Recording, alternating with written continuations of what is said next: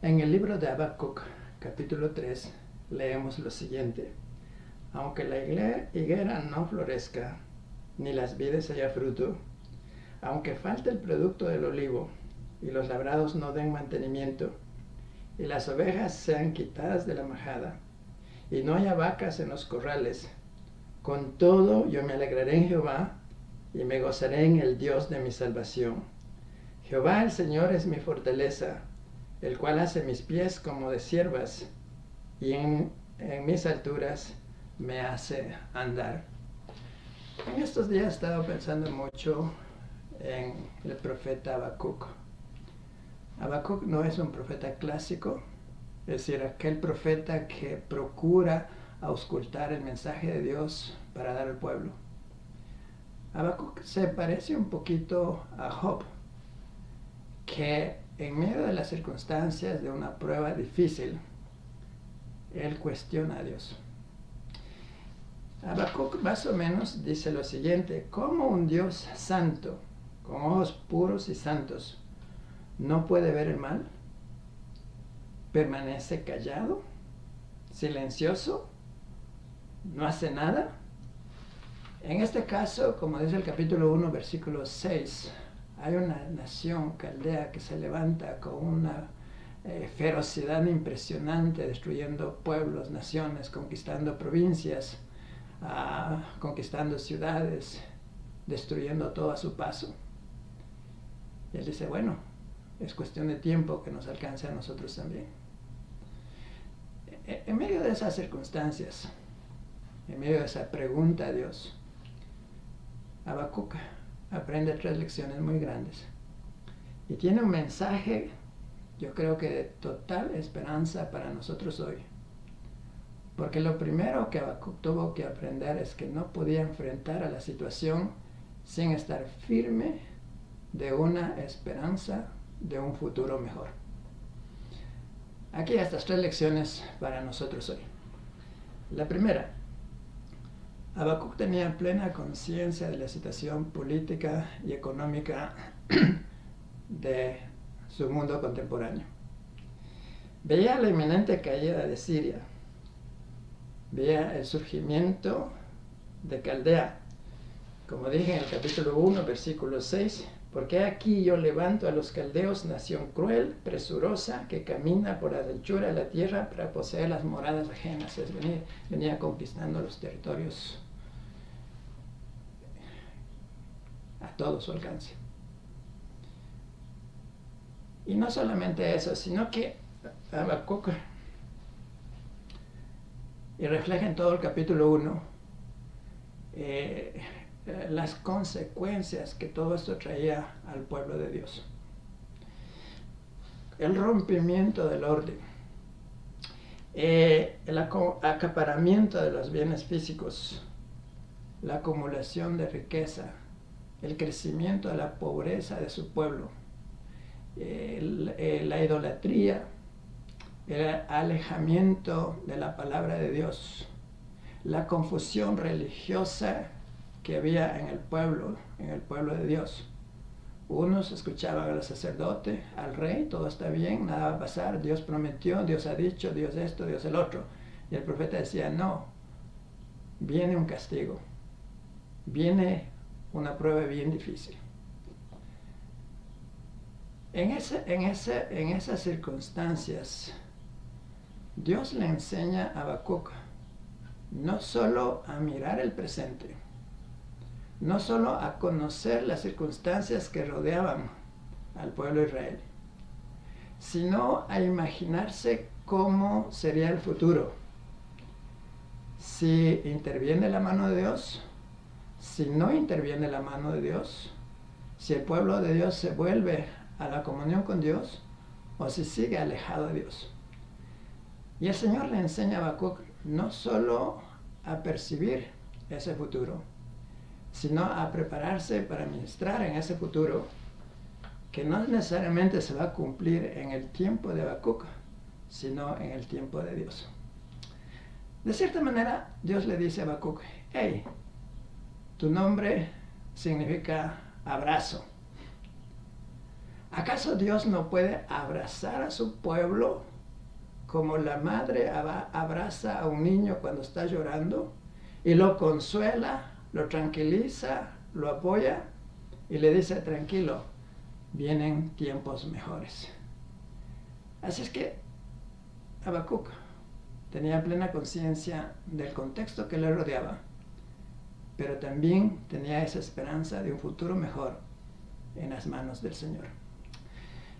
La segunda lección que aprende Habacuc en estas circunstancias es que él tenía plena conciencia que pase lo que pase, suceda lo que suceda, Jehová sigue sentado en su trono.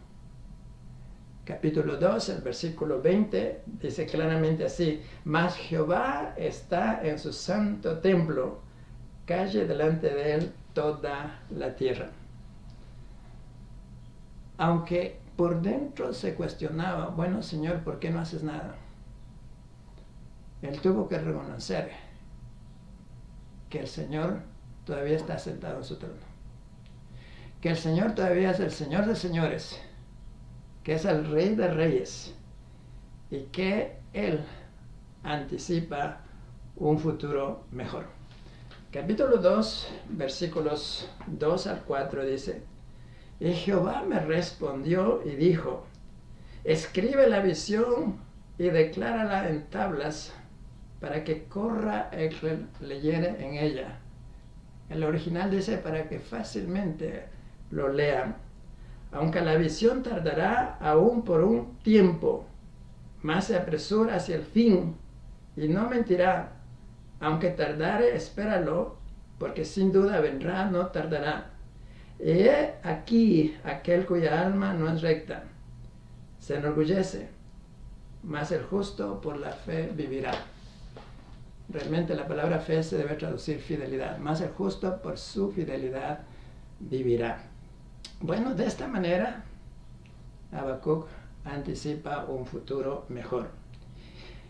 Tiene que reconocer que aunque esto no suceda en su tiempo, aunque él no sea testigo de la mano de Dios, de hecho la era mesiánica en el contexto de su colega Jeremías, Dios va a hacer algo a su debido tiempo. La versión popular traduce este versículo: realiza ahora en nuestras vidas tus grandes acciones de otros tiempos, pensando en el Éxodo, para que nosotros también los reconozcamos. Muéstranos así también tu compasión. Comienza a ver en medio de esas circunstancias que la mano de Dios está presente.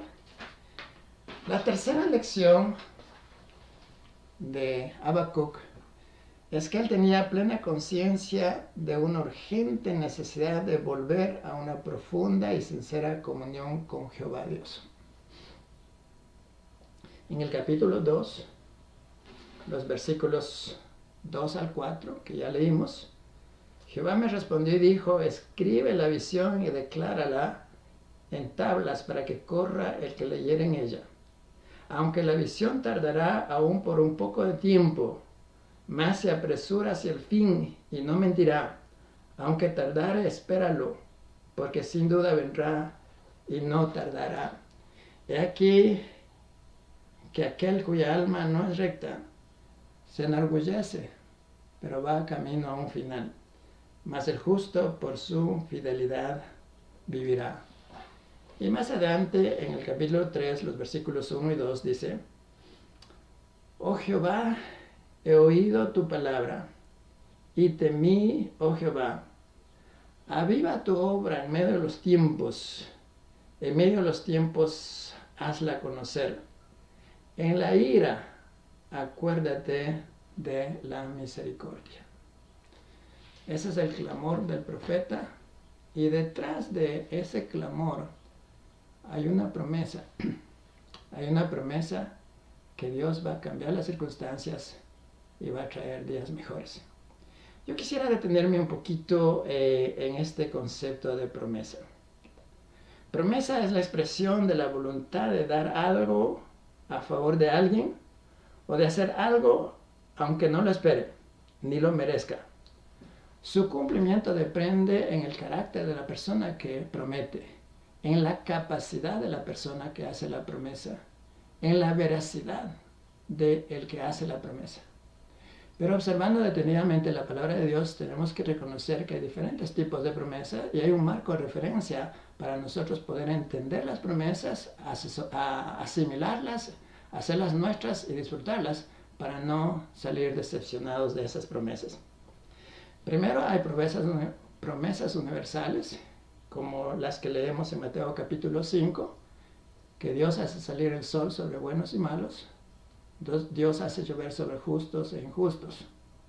En segundo lugar, tenemos promesas que son misericordiosas y totalmente personales. Y tenemos muchas de esas promesas a través de toda la palabra de Dios. Tenemos, por ejemplo, las promesas a Abraham, las promesas a Noé, las promesas a Moisés, las promesas a Josué. Una que escuchamos muy a menudo en diferentes predicaciones es la promesa que Dios hizo a la viuda de Sarepta con ocasión de la hambruna y la atención que ella debía dar al profeta Elías. Bueno, estas son promesas misericordiosas personales. Tú no eres Elías, tú no eres la viuda de Sarepta, tú no eres so and so. Son promesas, podemos encontrar paralelos, podemos encontrar algún parecido, alguna circunstancia, pero de ninguna manera es una promesa hecha para nosotros. Y así tenemos muchas otras promesas en la palabra de Dios. En tercer lugar, tenemos que reconocer que la palabra de Dios, tanto en el Antiguo Testamento como en el Nuevo Testamento, ubica al pueblo de Dios en medio de un pacto. Hoy celebramos la Santa Comunión y decimos, esta copa representa el nuevo pacto en mi sangre. Y pacto es un acuerdo entre dos partes. Un acuerdo, en este caso, entre Dios y el hombre.